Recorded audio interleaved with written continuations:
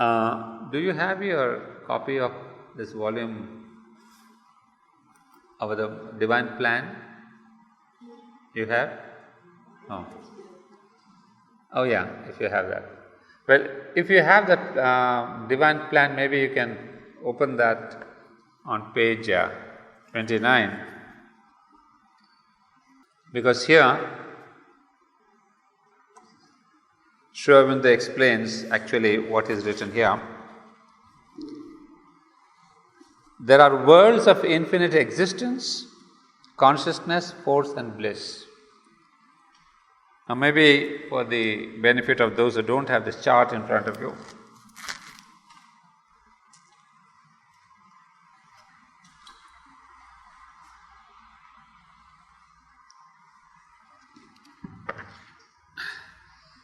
this is on volume 17, page 29. I had given this before, but I'll write down for once again. Now we have the Supreme, then next level we have given is the Aditi,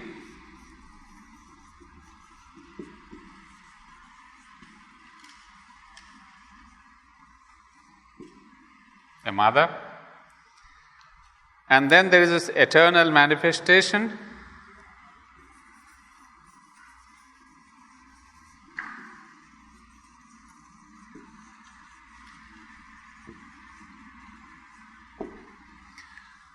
below that we have Parameshwara and Parameshwari,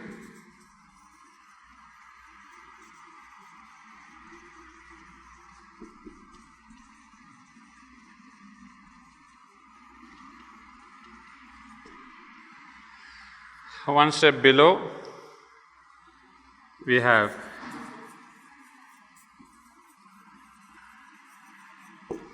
Satyaloka,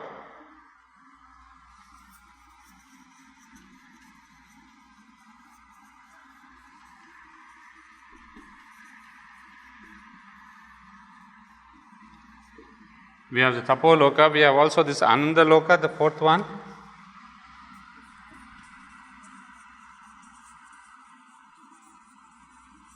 Yeah. And after that is the divine gnosis.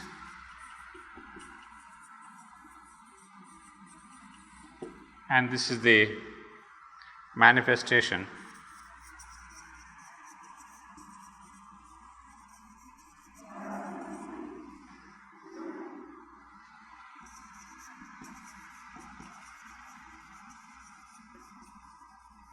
Yeah, you have here the complete plan of the manifestation. So these are the different stages.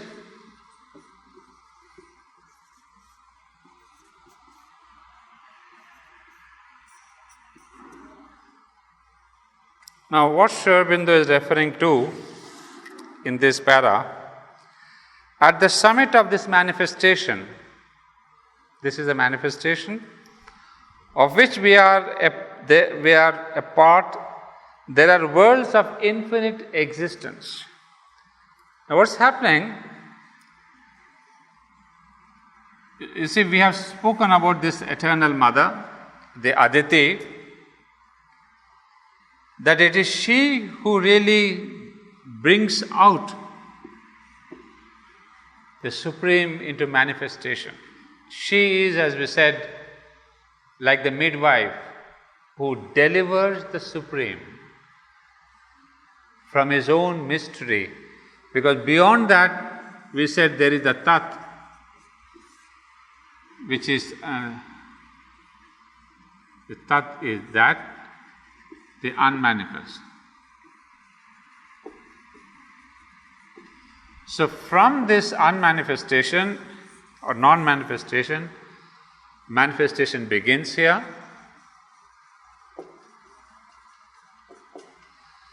and Aditi, the mother, or what we said, the consciousness force, she delivers the Supreme. That means she brings forth the supreme from the unmanifest or the non-manifest. So she does that. Now in that delivery, there is a whole new process. It is not just at one go. There are different worlds and worlds and worlds that are created. We are here in this level, stage 7, manifest in eternal time. This is where we are. That means all the planets, all the universes, all this earth and the sun and the human beings, everything is here. But before this, there is the world of the divine gnosis, the supramental. We'll see the details. I'll tell you about that when we come to that. But now what Sri Aurobindo is discussing is this level. What he calls here precisely worlds of infinite existence.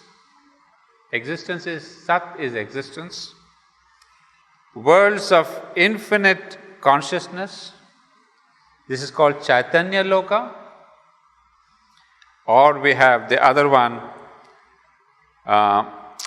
force, consciousness and force, Tapoloka, and bliss, Ananda Loka.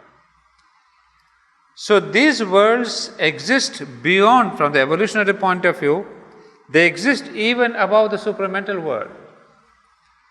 That means the supermind or the supramental world is not the end of this creation or not the end of evolution. It is only the end of, we can say, first cycle of evolution, from ignorance to knowledge. But from here onwards, the evolution proceeds from knowledge to greater knowledge, knowledge to greater knowledge. So that is the supramental world. But now Sri Aurobindo is telling that that this same Aditi, the mother, in her universal aspect of Mahashakti, she says, at the summit of the manifestation, we are a part there of these worlds, over which the mother stands as the unveiled eternal power.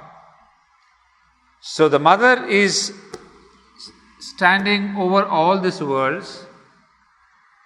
What we have, the famous mantra, Om Satyamai, Chaitanyamai, Anandamai, Parame. Parame is the Supreme. So we call her still the Supreme Mother, but she is called here Satyamai, Chaitanyamai, Anandamai. So you see, she is there on every world. What is the word he uses? Is stands unveiled. So the mother is here, the mother is here, the mother is here. But here what we are saying is that the mother as Satya Loka is Satyamai, Chaitanyamai, Anandamai. And next sentence he says, all beings there live and move in an ineffable completeness. Beings of this world, of Satya Loka and this. There are also beings there, not human beings, but beings of divine substance. What they are, we don't know. But there are beings there, Sri Aurobindo is saying, they live and move in an ineffable completeness. And also the other word, unalterable oneness. That's exactly the opposite of what we are here. We are incomplete and we have no sense of oneness at all. There's an absolute division in manifestation. There's an absolute incompleteness, what Sri Aurobindo would call death, desire and incapacity. So the stamp of human consciousness or this evolution here is death, desire and incapacity. Incapacity. So death, desire and incapacity, they come because of incompleteness. We are not completely divine. We are not completely human. So it's very interesting to see that he says, these beings are complete and these beings here have unalterable oneness. Because she carries them safe in her arms forever. Because she is there carrying them as Chaitanyamay, Satyamay, Paramay and Anandamay. So she is all the time there in her full effulgence. So the beings there are complete and have absolute oneness. Now nearer to us are the worlds of a perfect supramental creation. Nearer to us, this is very far, this is level 5. Nearest to us is number 6, the divine gnosis, the supramental world.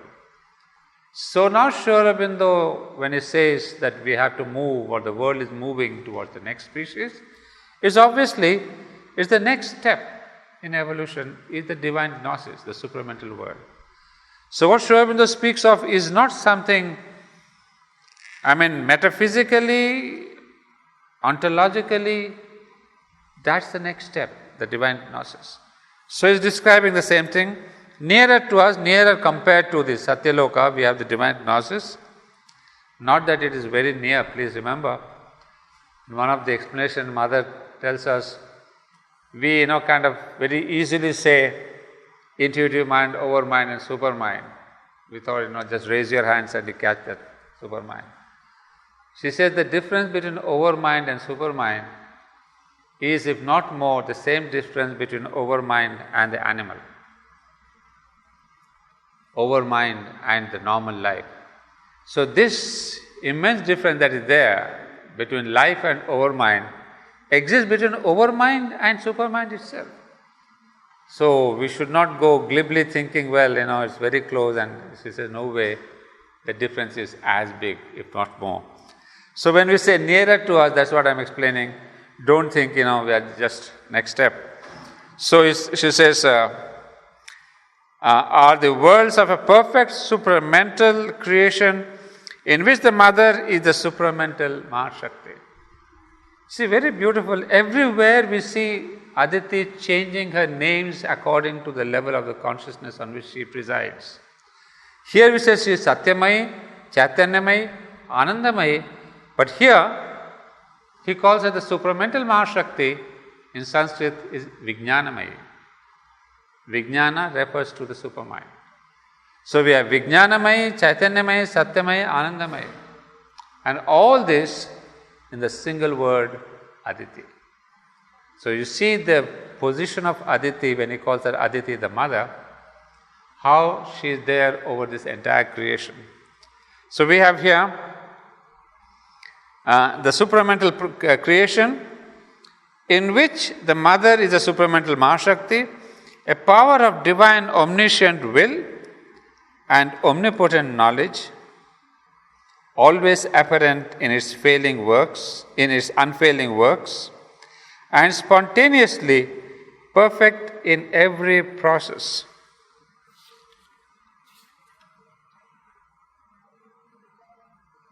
Yeah. Now, if you see this word here, what is the description of the supramental Mahashakti? A power of divine omniscient will and omnipotent knowledge. It's very interesting to see the supermind has been described as omniscient will and omnipotent knowledge. This is a synonym of the word supermind itself. If we say what is the supramental consciousness, we can easily take up this quotation, that omniscient will and omnipotent knowledge. These are very characteristic of supermind, because we in the human mind are just the opposite. Our will is not at all omniscient, our knowledge is not at all omnipotent, or the other way around, we don't have an omniscient knowledge and nor an omnipotent will. We have either or. I have a will to do something, I don't have sufficient knowledge. I have sufficient knowledge, but not enough will to carry out. So it is only on the supramental level that there is this equal will and knowledge. Below the supramental level, there is either or. There is a kind of a disproportion between the knowledge and will. That's why Sri Aurobindo would explain in different contexts that the world has not been transformed or changed till now, because what these different avatars till now have brought down is mostly the knowledge. Knowledge of a higher consciousness, knowledge of a higher force, knowledge of a higher divinity. But nobody brought down the will, which belongs only to the supramental consciousness. So he saw the necessity of bringing down the supermind in order to transform the world, because transformation cannot be done just with enough of what he calls knowledge. It must be followed by a force, a will. So that is the typical characteristic of the supermind. Yes, Maya? Yeah. Yes, what she is saying is that that Satyamay, Chaitanyamay and Anandamay Parame, we call it Om Anandamay, Chaitanyamay, Satyamay Parame. Parame, I have translated it as supreme, and she says there are also translations like the beyond. Well, both of them mean the same thing, the supreme beyond. In fact, I am quoting this because this is the translation by the Mother herself, the supreme. And if you have noted that message in their own handwriting, you will notice something. That Om Anandamay Chaitanyamay Satyamay is written by Sri Aurobindo. Dash Parame is written by the Mother. So here is a mantra that has been penned literally by both of them together. So it's very interesting that, as if to say that both the consciousness of Sri Aurobindo and the Mother, they are there in that beautiful mantra, Om Anandamay Chaitanyamay Satyamay Parame. So Parame Mala, it is nothing new, it is beyond. Beyond is the same Aditi, or what we call the Supreme, by which we mean the same Aditi. Now coming back to the text here, we see now further that the supramental world we have seen, which is full of will and knowledge, and while I'm in this context, the other word that Sri Aurobindo uses for supermind is real idea, R capital, I capital, real idea. Yeah, idea, I-D-A-E-A. So this idea is of course in a different context. Why does he call that real idea? Well, some of you may know it sort of resonates with that Platonic idea. He also spoke about the idea of Plato. So it's not the same thing. This is a real idea, which is the foundation, the first consciousness of creation. So then he goes on to say, there all movements, that is the divine gnosis level 6, all movements are steps of the truth. There all beings are souls and powers and bodies of the divine light. There all experiences are seas and floods and waves of an intense and absolute Ananda. Very beautiful description. There all experience are seas and floods and waves of an intense and absolute Ananda. Well, we don't understand the difference, but you can see the emphasis, seas and floods and waves of intense Ananda. So there, of course, on that level, the beings are full of divine light, and they have sort of bathing in the waves of divine Ananda. That means there's no mixture of ignorance, no mixture of falsehood. It's a pure divine delight.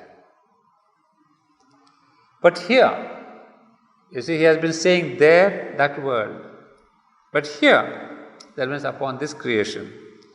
But here, where we dwell, are the worlds of the ignorance, worlds of mind and life and body, separated in consciousness from their source, of which this earth is a significant center, and its evolution a crucial process.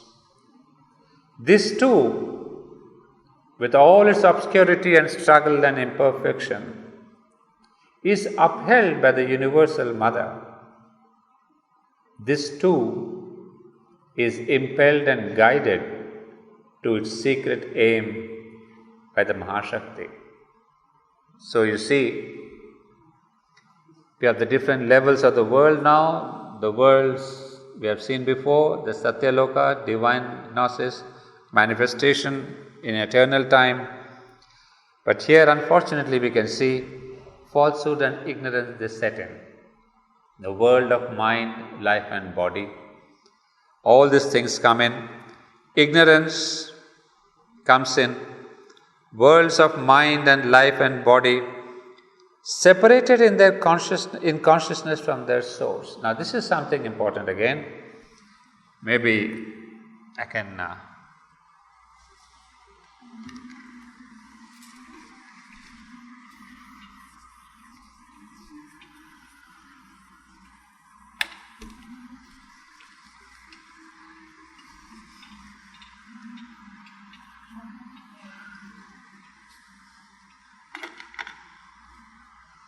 this word, what I'm trying to concentrate is on this word. Worlds of mind, life and body separated in consciousness from their source. What is their source? You see, we have Sat and Chit here and Ananda. The source, the Sat, manifests itself, the existence, as body or matter. Chit comes as life. Ananda as the psychic.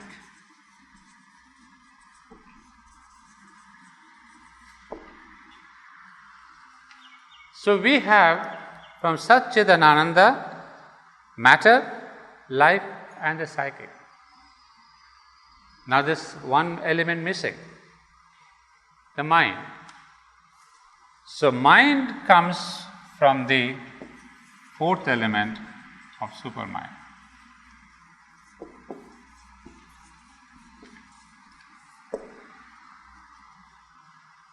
So now we have in manifestation what we call the eternal manifestation or manifestation in eternal time. This is how each aspect of the divine comes down and becomes what we are at present: body, life, mind and the psychic being. And this is very crucial to understand. These four upper level, upper hemisphere principles manifesting in the lower hemisphere as these four different principles. So the human being at present is exactly this: body, life, mind and psychic being. So what is telling us here is so separated in consciousness from their source. So each one of these principles in the human being, our sources are these.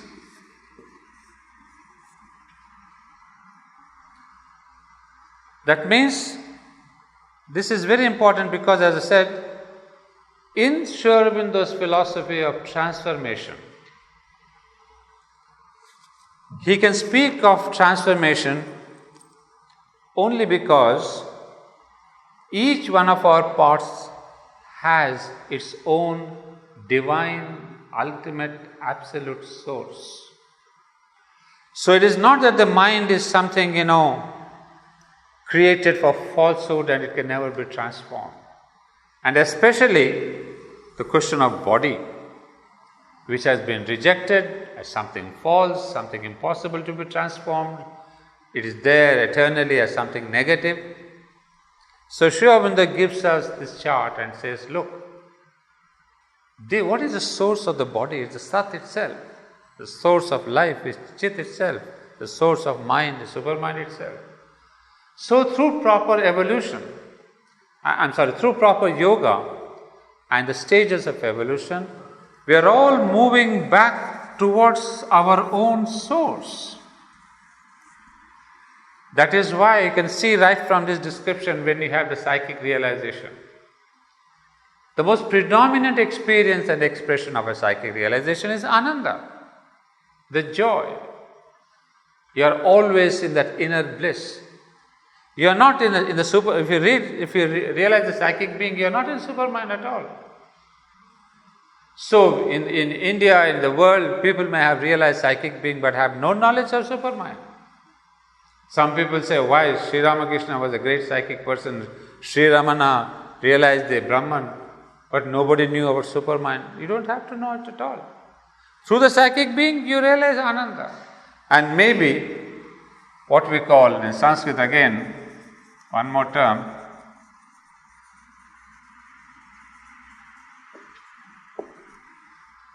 Ananda Brahman, a beautiful chapter in the synthesis of yoga.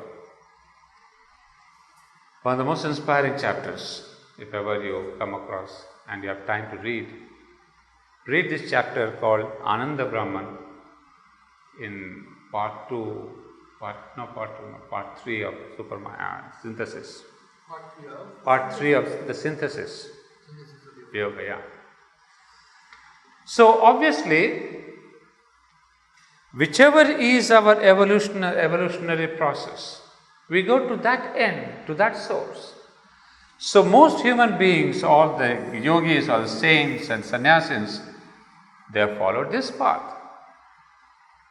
Because that is the easiest one, the inner being, and an aspect which everyone would like to have, the bliss and the Ananda.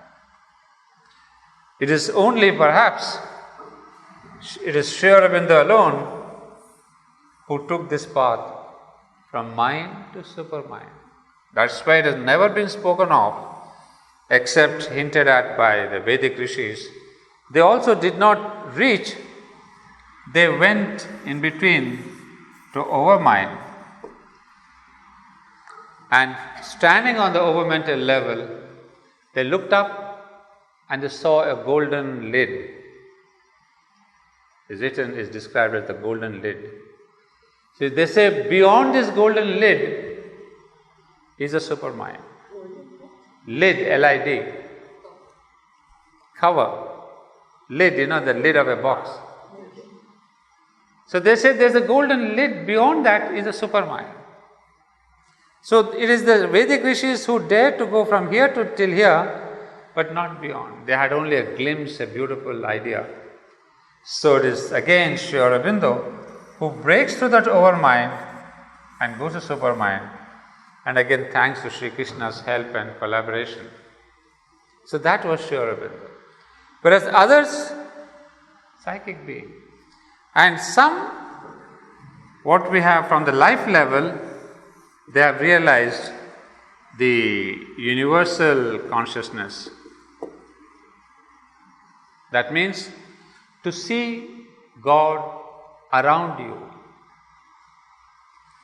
Actually, this universal Godhead is nothing but this Ananda Brahman. That means there are two ways of realizing the divine. One within, one around you. So a lot of people say all this world is nothing but God. I see the divine in the trees, I see the divine in this. So what we call, there is a kind of a outer, external, universal divinity. And so if you go through this pattern of life, you may realize that. But again, unfortunately, instead of realizing the Chit consciousness, we realize only the outer consciousness, what we call materialism. So materialism is also an outer consciousness. But if we can go through this materialistic consciousness, we may realize the real supreme origin and the source. But unfortunately, we are here now. Now, this body going back to its source of Sat, the existence, that no one even ever conceived, except again for Sri Aurobindo. Well, in the Vedas, there is one verse which gives you a hint that the Vedic rishis also attempted a physical transformation. There's one verse which says, I have been digging deep into my body, trying to find out the body's immortality. Well, you see, what we understand is there have been attempts both on this level and on this level only by the Vedas or the Vedic rishis. So these are the toughest ones, and humanity in between has enjoyed these two. So it's now left to Sri Aurobindo and the mother to complete the last two, to fulfill the last two. So their entire philosophy is based on these two, because those are the fields that have not been touched, that have not been explored, not touched, explored by the human consciousness. So now we understand the work and role played by Mother and Sri Aurobindo in their incarnation this time. So philosophically, that's what we see is a work stupendous, untried, virgin. That's why the mother calls it many times virgin forest. So we have here, I explained this word, separated in consciousness from their source, of which this earth is a significant center, and its evolution a crucial process. Well, again, to take a hint from the mother, she would say, from the occult standpoint and spiritual point of view, earth is the concentrated symbol of the universe. The image of serpent biting its tail, instead of having to spread oneself out in the infinite to change things, one can work just on one point that serves as a symbol of the whole universe. To transform matter is direct and shortcut. Rest will follow as a matter of course. Because of this, the point, the earth has its problems. I'll explain this at greater length, but just to understand what Sri Aurobindo calls it the significant center. In all this evolution, why is earth a significant center? Is earth a significant center? Because as we see, earth has got all the other evolutionary levels are embedded in matter. And earth, representing matter, holds the key to transformation. In what way? In fact, the mother herself explains that we have a symbol of the serpent biting its own tail. The Ramakrishna mission. They have taken this, the serpent goes round like that and biting its own tail.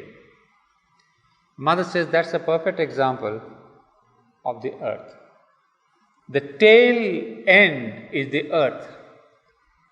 The tail end is matter.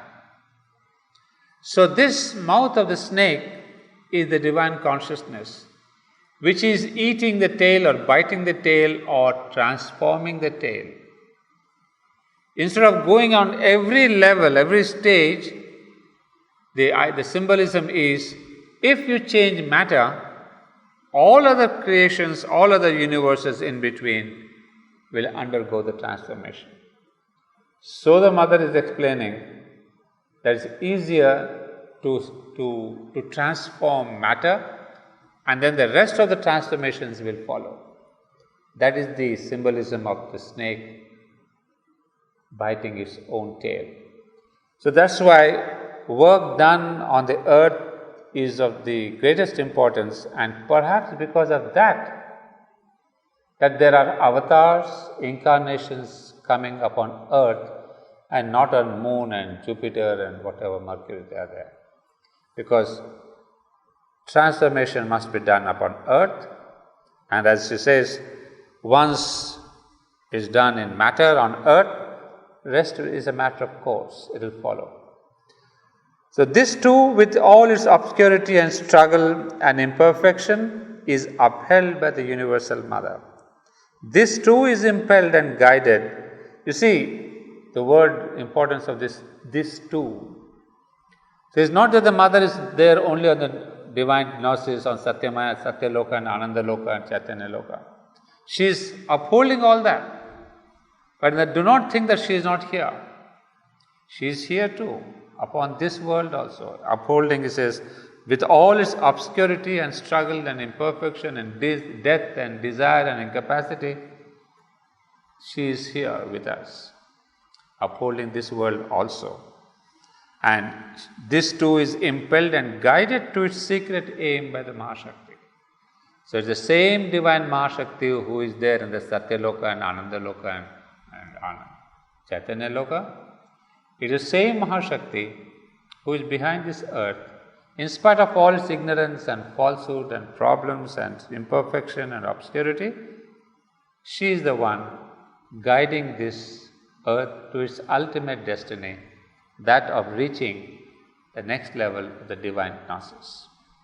So you see, this is the work of Mahashakti, and now next time we'll take up another aspect, I suppose, something, but again I'm afraid this is again full of philosophy, involution, evolution, vibhutis, emanations, but we have time to take it over. Yeah, so we will call it a day and we'll take it up next time. Let's start the concentration.